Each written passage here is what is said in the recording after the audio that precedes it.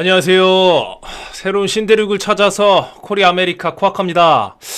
오늘은 좀 신선한 또 기사가 월스트리트 저널에 출시가 됐어요. 이거 참 역설적인데, 이게 나온다는 게 저는 솔직히 좀 기쁘더라고요. 아직까지 이 시장에서 기존 레거시 금융 세력들이 암호화폐 시장을 어떻게 바라보냐, 이게 딱 정의가 되는 것 같아요. 이걸 봄으로써. 이게 아직까지 기회의 장이 남아있다는 게, 요 암호화폐 가치 0이 될 수 있다. 월스트리트 저널. 이게 아주 제가 봤을 때는 아직까지도 신생 시장이라는 반증이거든요. 이걸 보고 혹시 우울해 하시는 분은 없으시겠죠? 절대로? 이거 너무 기회인 것 같아요. 아직까지도 레거시 금융에서 어떻게 보면 이게 세력들이 개개인들 단순한 어떤 순진한 뭐 다 그렇다는 건 아닙니다. 정말 순진하고 잘 모르시는 분들을 대상으로 한 어떤 뭔가 작전을 꾸리려고 이런 뉴스를 이렇게 기사를 거리를 한번 만드는 건지는 모르겠는데, 암호화폐 가치 0이 될 수 있다.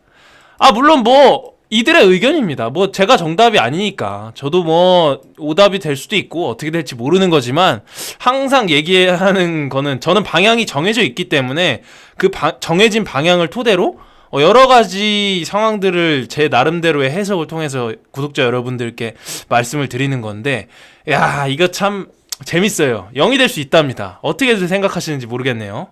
이번 FTX 사태를 계기로 이렇게 한번 분석을 했더라고요. 한번 같이 읽어보겠습니다. 암호화폐 대부업체 자체 발행 암호화폐 담보로 높은 금리 돈 빌려 헤지펀드 등에 재대출해 암호화폐 가치 오를 때만 유지되는 폭탄 돌리기라고 하네요. 암호화폐 거래소 FTX의 파산보호 신청으로 전세계 암호화폐 시장이 얼어붙다시피 한 상태다. 미국 월스트리트 저널은 27일 암호화폐 투자자들이 투자에 앞서 당연히 암호화폐가 가진 담보 가치를 따져봤어야 한다고 하지만, 그렇지 않았기 때문에 손해를 볼 수밖에 없다 된다고 지적했다. 암호화폐의 담보 가치는 공기뿐이며 나왔습니다.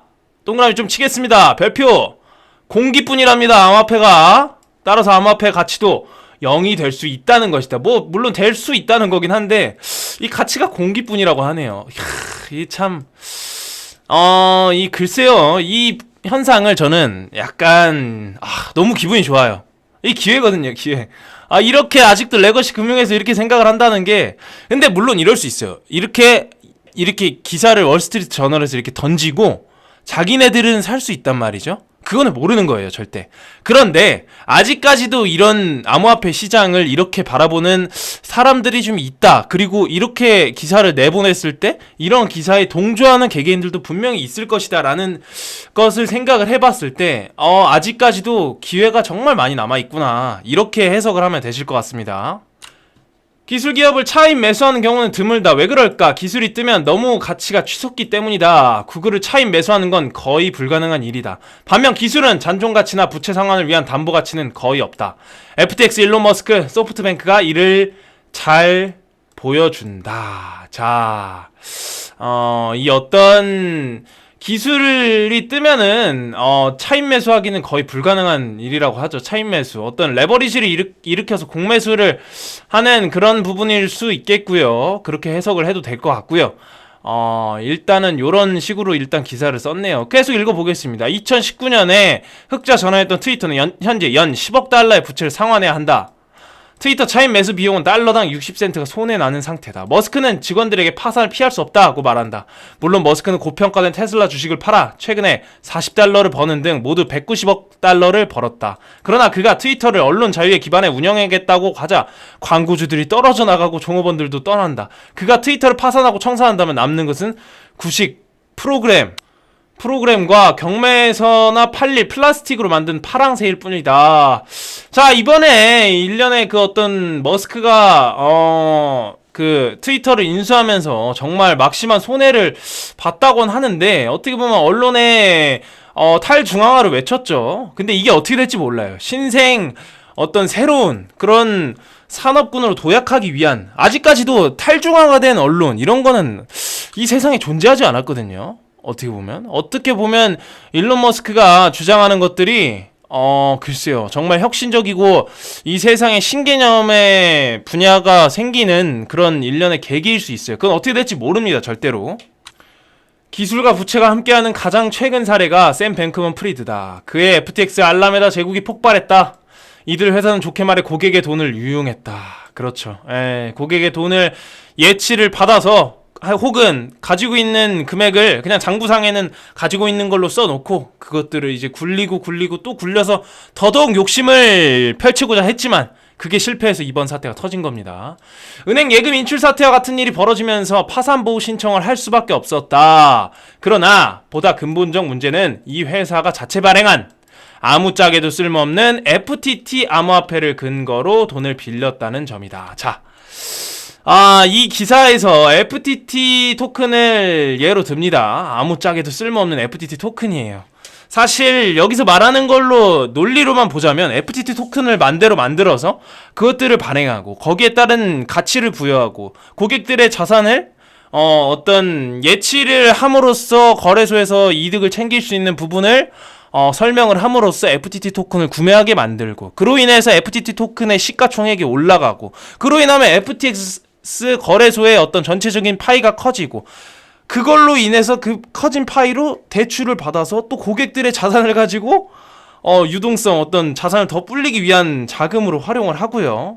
자, 이런 일련의 가치로 봤었을 때는 이분 여기 작성하신 기사에서는 그 말이 맞아요. 영어로 갈 수밖에 없지만 중요한 게 있습니다. 자, 이번 사태가 터지지 않았다면 제가 하나 태클을 걸겠습니다. FTT 토큰이 계속 존재를 했을 텐데요. 그거에 대해서는 어떻게 설명하실 건지 저는 이 기사 작성하신 분한테 한번 물어보고 싶어요. 만약에 FTX 사태가 터지지 않았다면 FTT 토큰의 가격은 한 10년, 20년 이렇게 갈 수도 있었던 겁니다, 사실. 이번 사태가 터짐으로 인해서 이분은 결과를 가지고 이렇게 얘기를 하는 거죠. 그 결과가 나타났기 때문에 저도 그 의견에 일부 동의하는 부분은 있고요. 제가 정답이라고 생각하지 않기 때문에. 물론 일단은 계속 읽어보겠습니다. 이 점은 암호화폐 집단 망상을 보여준다. FTT는 거의 거래가 되지 않아 FTX는 가격을 마음대로 정할 수 있었지만 영원히 지속할 수는 없었다. FTX와 알라메다는 솔라나 등 자신들이 조작한 암호화폐를 근거로 돈을 빌렸다. 이들 암호화폐는 한때 샘코인이라고 불렸으나 지금은 사기코인. 재밌네요. 그렇죠. 이분이 말하는 게 어떤 말인지 알 것도 같아요. 이게 최초의 가상화폐 비트코인과 어떤 개개인들이 발행한 어떤 다시 한번 중앙화가 될 수밖에 없는 코인을 발행하려면 코인 발행 주체가 분명히 있어야 되거든요. 근데 비트코인은 존재하지 않았어요. 채굴을 해서 그 코인을 채굴했죠. 어떤 정해진 그 난이도 있는 함수를 풀어가지고 그렇게 해서 이제 코인을 채굴을 한 건데 이런 개개인들이 발행하는 코인은 발행 주체가 있죠. 그 부분에 대해서는 부정할 수는 없을 것 같습니다. 절대로. 그러나 이것은 일단은 어떻게 될지 모르는 거예요. 모든 코인이 그럼 하나부터 열까지 모든 코인이 비트코인 빼고는 다 사기거든요. 이더리움도 그렇게 보면 사기예요. 이더리움도 어떻게 보면 주체가 있잖아요. 만든 사람 주체가 비탈릭 부테린이라는 주체가 있잖아요. 그리고 어떻게 보면은 이 사람 논리로 가면은 모든 게 다 사기예요. 세상에 있는 게 다 발행 주체가 다 있는데 그러면 화폐든 원화든 달러든 발행 주체 전부 다 있잖아요. 그거 어떻게 하실 건데? 모든 게 다 이 사람 논리로 가면은 0으로 가는 게 맞죠, 사실. 그러나 이게 기존의 금융 지식을 바탕으로 암호화폐를 해석하면 안 된다고 제가 분명히 말씀드렸습니다. 과도하게 투자했다. FTX는 직원 임금, 납품 대금 등 모든 비용을 FTT 토큰으로 지불해 FTT의 총 시장 가치 거의 100억 달러까지 올랐다. 지금 4억 달러에 불과하다. 야, 이거 25토막이 났어요. 25토막. 야, 참 이게 참 신기하네요. 시장 조작을 영원히 지속할 수 없는 법이다. 현실이 망상을 깨트리기 때문이다. 누군가 거품을 터뜨리는 순간 모든 것이 무너져 내린다. 코인데스크가 FTT로 작성된 엘라메다 리서치의 대차 대조표를 보도한 뒤 차오창풍 바이낸스가 CEO가 FTT를 팔아치우기 시작했다. 48시간 만에 22달러에서 3달러로 아래로 폭락했다.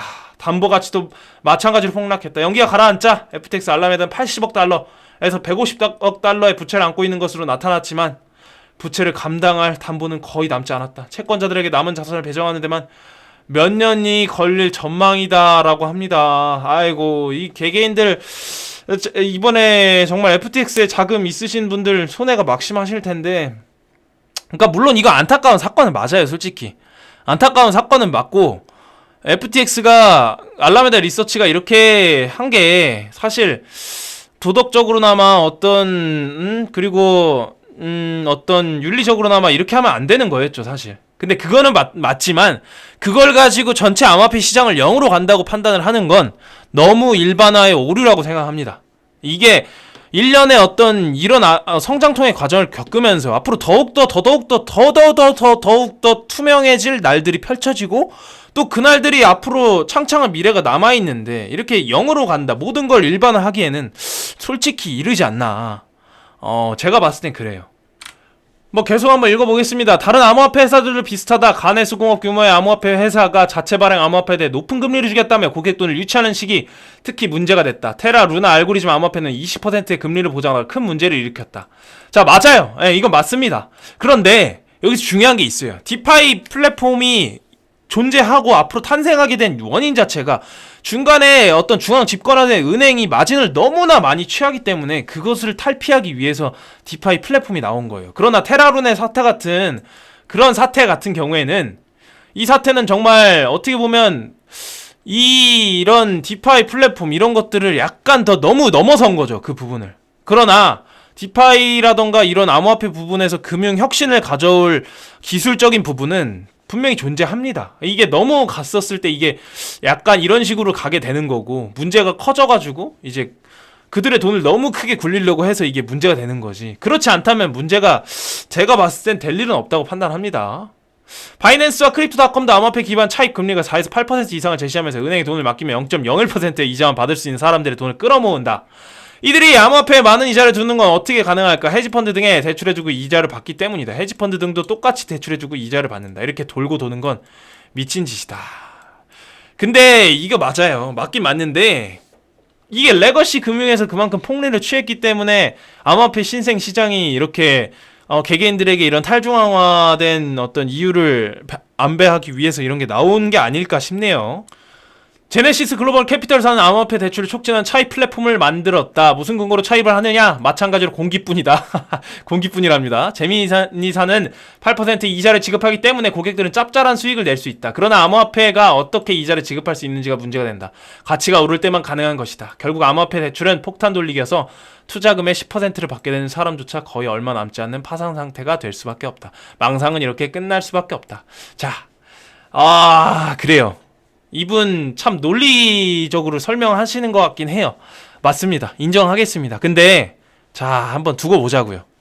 두고 보자고요. 누구 말이 맞는지. 그리고 앞으로 시장이 어떻게 흘러가는지 한번 지켜보시자고요. 결국에 이 암호화폐 시장이 탄생하게 된 원인 자체가 레거시 금융, 중앙 집권적인 금융들이 너무 그 역할을 폭리를 취했기 때문에 그것을 탈피하고자 출시된 본질적인 가치가 암호화폐입니다. 과연 이 월스트리트 저널에서 이렇게 보도를 한 게 과연 이게 맞을까? 아니면 그러면서 이들은 뒤에서는 비트코인을 사고 있을지 모릅니다. 그건 절대 모르는 거예요. 저는 제가 봤을 때는 이게 절망할 부분이 절대 아니거든요. 이게 왜냐면 이 기회예요, 기회. 이렇게 아직도 레거시 금융에서 바라본다는 건 앞으로도 기회가 정말 많다는 겁니다. 그 부분은 우리는 놓치지 말아야 될 것 같고 앞으로 함께 인사이트를 기르면서 파이팅 하시죠. 오늘도 부족한 영상 시청해주셔서 너무 감사합니다. 코아카였습니다.